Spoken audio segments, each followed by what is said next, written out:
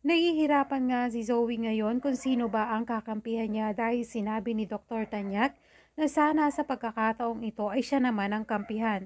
Pero dahil hindi naman niya tunay na ama itong si Robert kaya hindi niya ito magagawang kampihan dahil mahal pa rin niya ang kanyang ina na si Moira.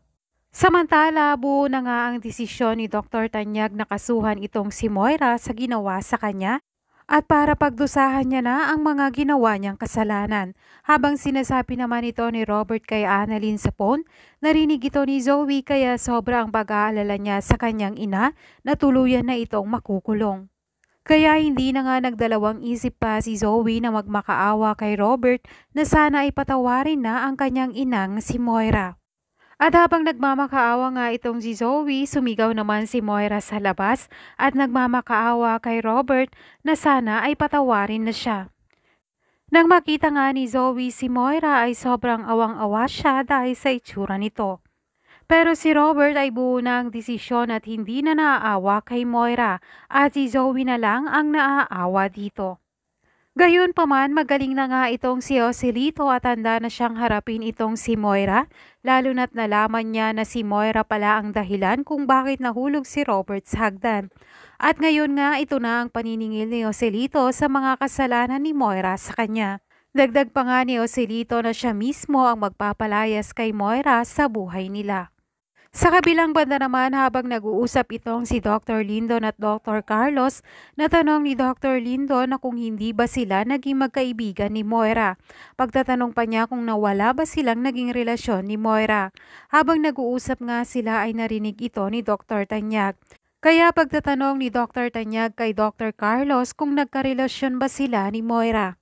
Dahil ayaw namang mahuli ni Dr. Carlos kaya nagdahilan siya at nagsinungaling na naman siya na wala silang naging relasyon ni Moira at naging magkaibigan lang sila noon.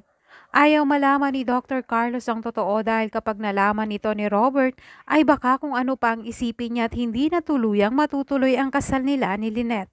Dahil patuloy naman ang pagtatago ng sikreto ni Dr. Carlos, unti-unti namang babalik ang mga alaala ni Dr. Tanyag.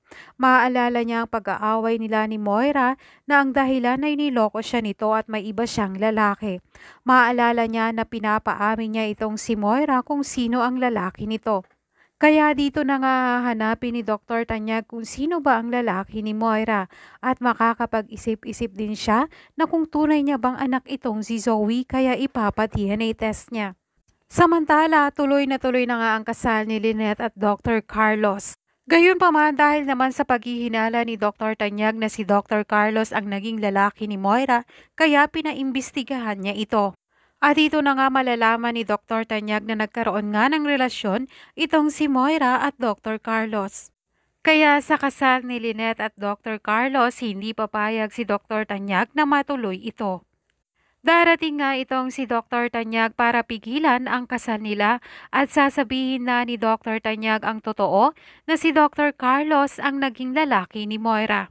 Magugulat nga ang lahat lalo na si Lynette kapag nalaman niya ang totoo dahil hindi yun nasabi sa kanya ni Carlos.